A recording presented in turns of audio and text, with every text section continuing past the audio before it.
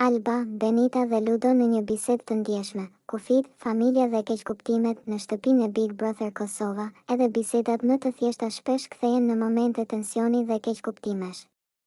Një situatë e tillë ndodhi gjatë një bisede mes Albës dhe Benitës, ku tema kryesore ishte Ludo dhe jeta e tij personale jashtë shtëpisë. Alba, duke folur me bindje, i tha Benitës se Ludo nuk ka të dashur dhe se këtë gjë e di shumë mirë. Ludo nuk ka të dashur, u shpreh Alba. E di unë këtë.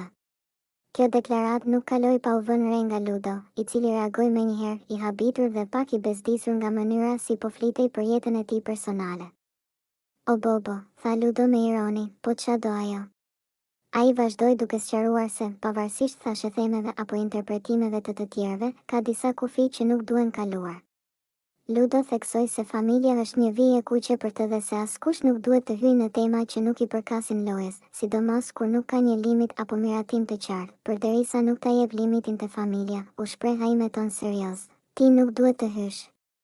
Fjalët e Ludos e ndryshuan atmosferën e bisedës. Benita mbeti duke dëgjuar me vëmendje, ndërsa Alba u përpoq të shpjegonte se nuk kishte pasur qëllim të keq, por thjesht kishte shprehur atë që mendonte se ishte e vërtetë. Megjithatë, ishte e qartë se për Ludon kjo çështje ishte delikate dhe e ndjeshme. Ky moment nxori në pa një nga temat më të forta brenda shtëpisë së Big Brother Kosova, kufit mes lojës dhe jetës personale. Ndërsa disa banorë i përdorin informacionet personale si pjesë të strategjisë së lojës, të tjerë kërkojnë respekt dhe distancë, sidomos kur përfshihet familja apo jeta jashtë shtëpisë. Publiku e pa këtë situatë si një përplasje të qetë, por me shumë domethënie. Disa e mbështetën Albën për sinqeritetin e saj, ndërsa të tjerë u rreshtuan me Ludon, duke vlerësuar qëndrimin e tij të prerë për mbrojtjen e privatësisë dhe respektin ndaj familjes. Në fund, kjo bisedë